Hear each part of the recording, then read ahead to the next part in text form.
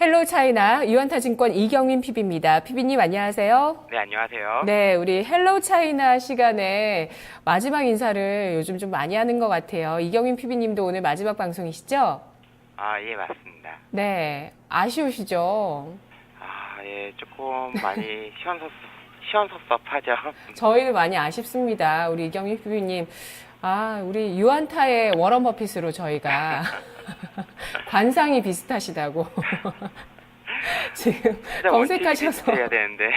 워런 버핏 검색하셔서 얼굴 비교해 보시면 크게 되실 거예요. 우리 경민 PB님. 관상이 비슷하시기 때문에. 감사합니다. 진짜로 대수매체 수익률도 좋으시다고 우리 PD님이 얘기를 해주시네요. 자, 오늘 헬로 차이나에서 또 마지막 기업을 소개해 주실 텐데 중국 증시가 변동성이 하도 커서요. 지금 진입하는 게 과연 또 맞는 시기인가 이런 생각들 많이 하실 것 같아요. 조언해 주시면서 오늘 소개 좀 해주시죠. 아, 예, 안 그래도 오늘 뭐 중국 조정 나오고 있는 이유가 그림자 금융 때문에 그렇다라고 좀 개인적으로 판단을 하고 있고요. 오늘은 이 그림자 금융이 뭐 좀 해소됐을 때 어떤 회사가 좋을까라는 좀 고민을 가지고 한번 나와 봤습니다. 일단은 뭐 중국의 그 그림자 금융이라고 하는 부분은 그 레버리지 상품이라고 할 수 있는데 뭐 좀 말이 어렵죠. 그림자 금융이라고 하면. 그래서 그 쉽게 풀어서 말씀을 드리면 은행의 여신에는 포함되지 않으나 신용 중개 기능이 가능한 방식의 대출을 통칭하는 것을 좀 의미를 하고 있습니다. 그리고 은행이나 뭐 정부 규제를 받지는 않지만 그 신용 중개 매매를 할 수 있기 때문에 굉장히 수익 구조가 복잡한 부분을 좀 띠고 있습니다. 맨 처음에 이슈가 된 거는 2013년에 그 WMP라고 하는 그 웰스 매니지먼트 프로덕트라고 하는 이쪽 상품이 나오면서 그렇게 됐었는데요. 이 상품이 나오게 된 배경이 2010년도에 뭐 66%의 경제 성장률, 그 2년에는 28%, 36%, 31% 이렇게 높은 경제 성장률에 따라서 자금의 수요가 공급보다 훨씬 더 많았다는 점에서 좀 기인되는 것 같습니다. 그렇기 때문에 뭐 글로벌 경기가 안 좋아진 이후에 그 4조 위안의 대규모 자금을 투입해서 경기 부양책을 펼쳤고요. 뭐 그 당시에는 뭐 굉장히 많은 투자를 통해서 좀 그 부양책을 펼치다 보니까 고정자산 투자 비중이 뭐 GDP 대비해서 약 50% 이상이 유지가 됐었거든요. 근데 이런 부분에 있어서 뭐 지방 정부나 기업들의 자금 수요는 넘쳐나지만 자금의 공급이 좀 원활하게 이루어지지 않았습니다. 그리고 또 중국은 사회주의 경제다 보니까 뭐 이런 부분에 있어서 예금 금리가 굉장히 낮다 보니까 이런 수익 구조를 좀 복잡하게 해서 단기로 빌려서 뭐 장기로 빌려주는 뭐 이렇게 해서 문제가 될 수 있었던 게 그 WMP였었고요. 실질적으로 2013년에 좀 많은 우려가 나왔던 그런 부분이 됐었거든요. 예, 근데 뭐 이런 부분에 있어서는 뭐 지금 그 중국 정부가 뭐 좀 규제를 했던 그런 부분도 있고 그 자금 조달이 조금 다시 늘어나면서 뭐 증기하고 연계된 그쪽 그림자 금융을 좀 많이 늘어나고 있는 그런 추세고요. 실질적으로 너무 많이 늘어났고 또 이쪽에 실물자산 쪽으로 투자되는 이쪽 WMP 쪽은 조금 그 지금은 조금 약간 소강 상태다라고 좀 보고 있습니다. 두 번째, 뭐 최근에 5월 달에 중국이 우산 신탁이라고 해서 이쪽 부분을 좀 규제한다라고 해서 뭐 일시적인 조정이 나왔었는데요. 뭐 말씀드린 대로 우산 신탁이라고 하면 하나의 신탁에 투자를 하면 그 하부 쪽으로 다시 투자가 되는 그런 부분이 있는 거예요. 그럼 그 하부 업체들이 결국은 주식을 담보해서 민간 대부업체나 이쪽에 조금 그걸 다시 운용을 하는 부분이 있고요. 그 하위 쪽에서 레버리지가 한 2배에서 4배 정도 일어날 수 있기 때문에 이런 부분이 조금 그 신용적인 부분에 있어서 리스크가 있을 수 있다라고 중국 정부에서 중국 증시가 과열되니까 좀 이야기가 나온 거고요. 과거에 WMP는 그 실물적으로 들어왔다라고 하면 우산 신탁은 주식을 담보로 잡아놨기 때문에 그 증권 시장을 좀 들어왔다라고 보여지고 있습니다. 현재는 한 3천억에서 4천억 위안 규모로 좀 설정되고 있는 것으로 좀 파악되고 있고요. 뭐 경고 전달이나 아니면 그 시간 단위로 반대 매매를 통해서 리스크 관리는 좀 하고 있습니다. 이런 부분에 있어 뭐 중국 정부가 규제를 한다라고 좀 이야기를 해서 5월 초에 조금 규제가 나왔다가 주가가 다시 반등을 많이 했죠. 그래서 뭐 좀 제일 문제가 되고 지금 문제가 되고 있는 게 그 장외 레버리지 상품이라고 조금 이야기를 드릴 수가 있을 것 같아요. 예, 이쪽 부분이 조금 이야기 드리기 좀 어려울 수 있는 그런 부분인데요. 뭐 우리나라 그 정서상 쉽게 풀어서 말씀을 드리면 사채업자한테 주식을 담보로 돈을 빌려서 그 돈으로 주식에 투자하는 그런 상품이 되는 거죠.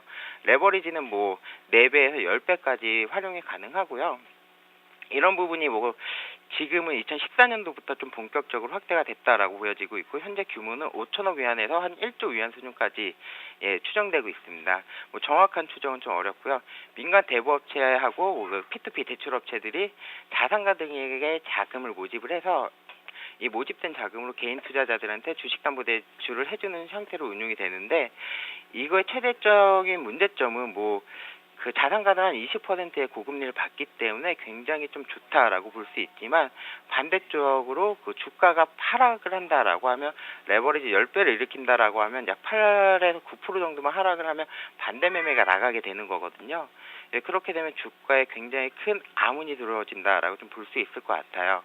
이런 부분이 실질적으로 그 지난주 금요일이었죠. 뭐 중국에 한 2,900개의 회사가 그 상장이 되어 있는 걸로 알고 있는데 그 중에서 2,000개 넘는 그 종목들이 하한가를 들어갔다라고 하는 부분은 중국 정부가 나빴다라고 하는 부분이나 경제가 안 좋았다라고 하는 부분이 아니라 이런 대출 이쪽 장외 레버리지 상품이 굉장히 좀 안 좋았다라고 보여지고 있고요.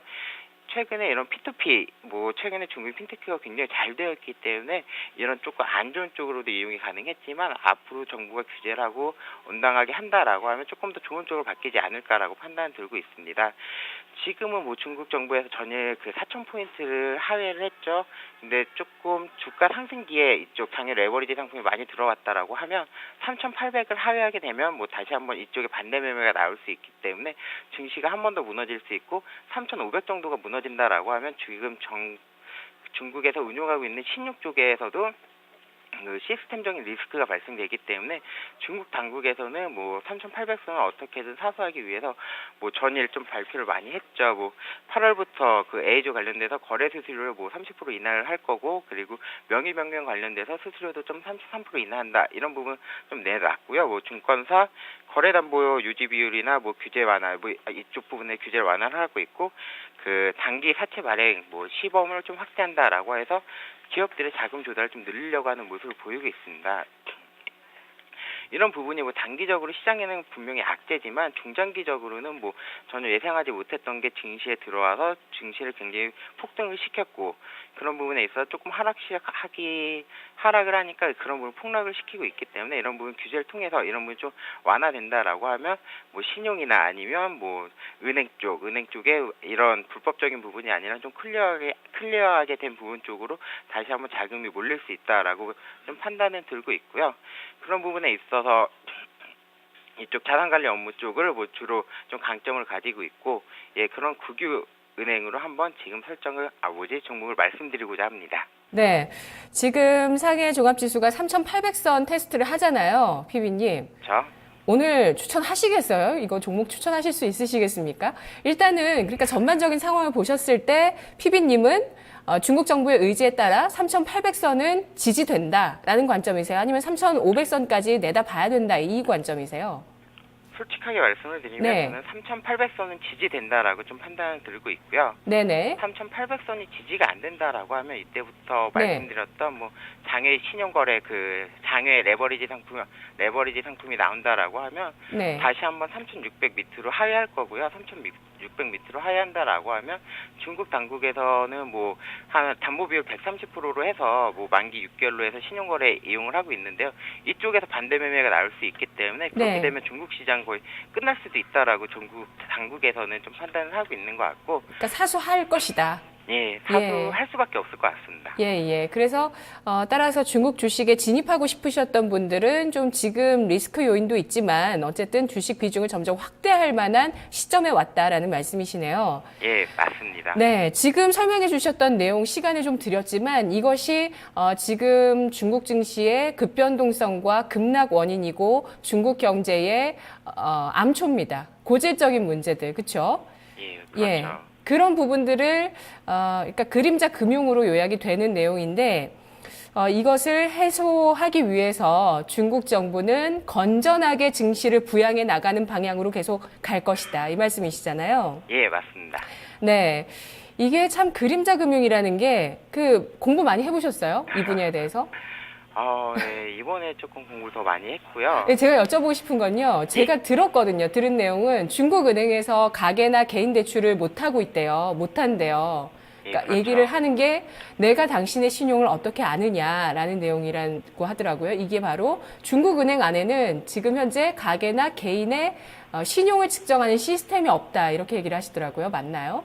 예, 그 부분이 맞고요. 네. 중국에는 상당 부분이 그 집안에 돈을 많이 쌓아놓고 있습니다. 은행에 네네. 맡기기보다는. 예. 그래서 그리고 그런 사채를 쓰고 은행에서 예. 대출 못 받으니까. 사채를 쓰고 예. 최근에 그것 때문에 P2P 대출 서비스가 많이 늘어난 거고요. 일부러 정부에서 활성화 시키는 거군요. 투명하게.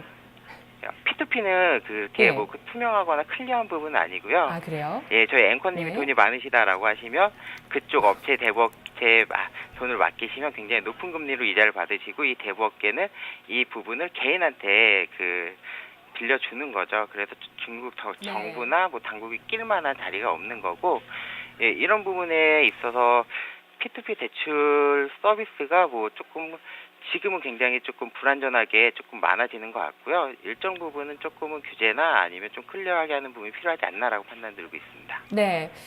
자, 지금의 중국 증시 밸류에이션이 설명이 안 된다라고 보는 비관론자들은 이 중국 경제의 여러 가지 문제점 가운데서 그림자 금융도 가장 최순위에 꼽고 있는 문제거리입니다. 이것이 은행이 아닌 다른 어떤 엄격한 어떤 건전성 규제를 받지 않은 금융기관에서 대출을 해 나가는 그런 그 금융의 규모인데요. 정확히 파악도 안 되고요. 자, 이 부분, 그러니까 규모가 파악이 안 된다는 거죠. 네.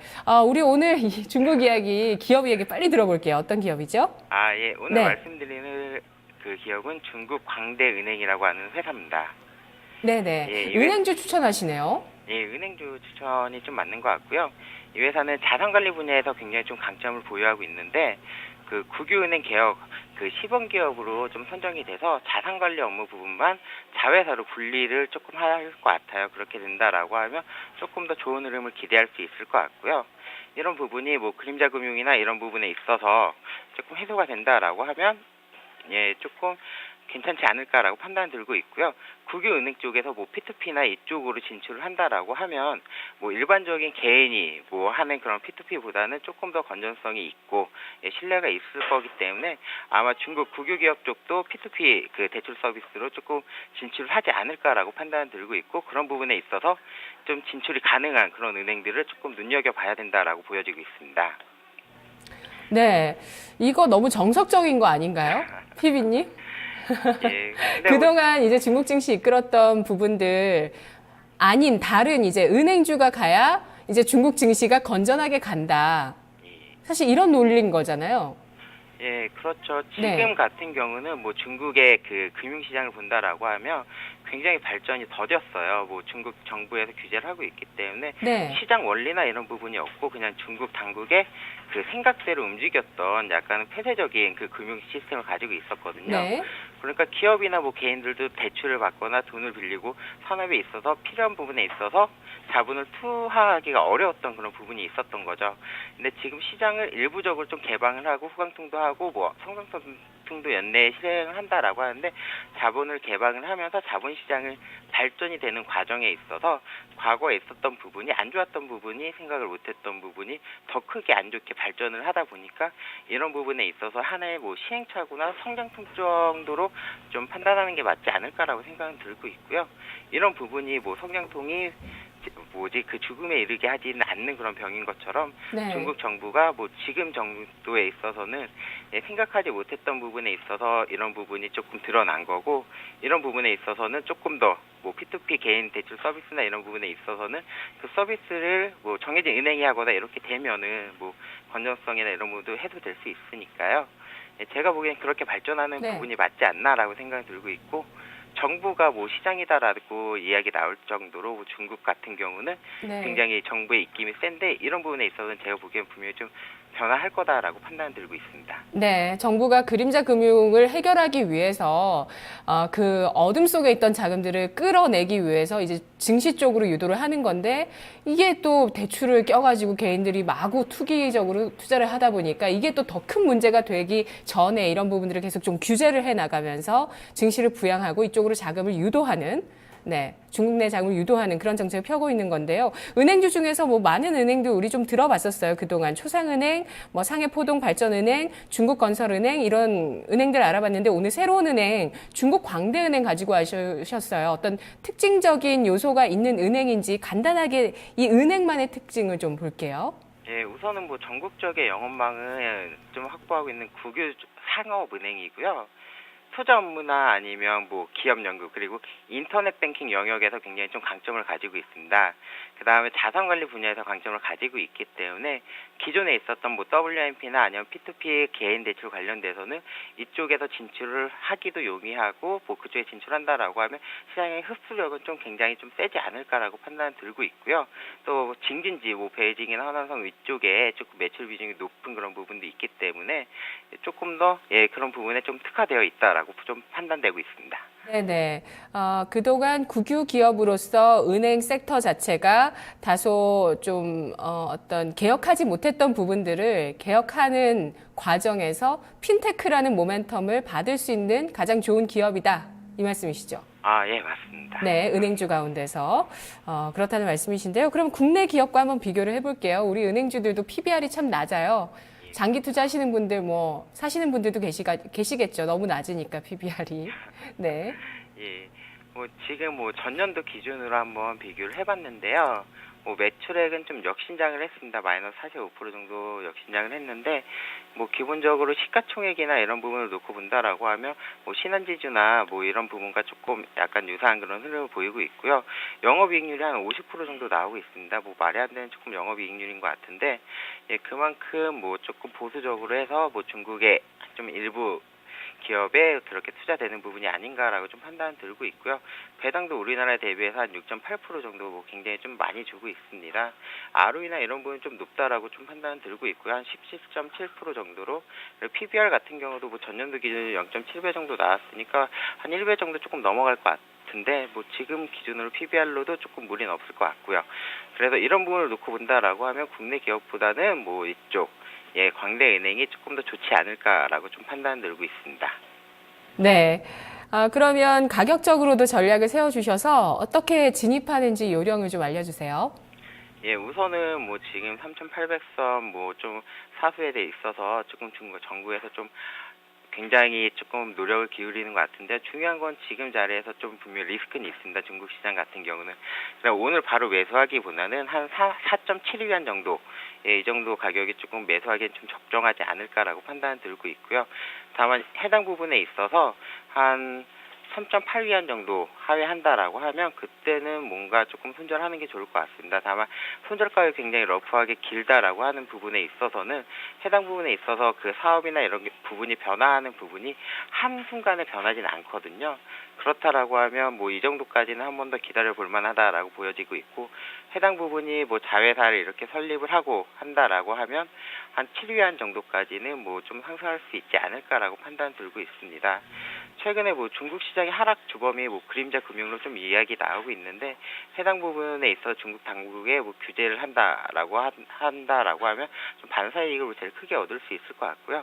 그만큼 좀 많이 특화되는 그 기업이기 때문에 조금 잘 살펴볼 만한 그 매력이 있지 않을까라고 판단 들고 있습니다. 네, 알겠습니다. 피비님. 오늘 마지막 방송이셨네요. 네. 유안타의 워런 버핏이라고 말씀드렸더니 우리 게시판에서 진짜 닮았다고. 네, 이렇게 말씀 많이 해주셨어요. 다음에 우리 또 많은 콘텐츠 모으셔서 더 이제 잠재력 키우셔서 또 저희 방송 출연해 주세요. 알겠습니다. 네, 고맙습니다. 예, 감사합니다. 네, 헬로 차이나 오늘 이경민 PB의 또 마지막 방송을 들어봤습니다. 오늘 중국의 광대은행 알아봤는데요. 중국에도 은행이 있는지 처음 알았다고 너무하시는 거 아니신가요? 우리 인터넷 게시판에서 글을 올려주셨는데요. 은행 쪽의 어떤 개혁 가능성, 이것이 주식의 수익으로 이어질 수 있겠다는 시각이었습니다. 헬로 차이나였고요. 저는 잠시 후 2부에서 뵙겠습니다.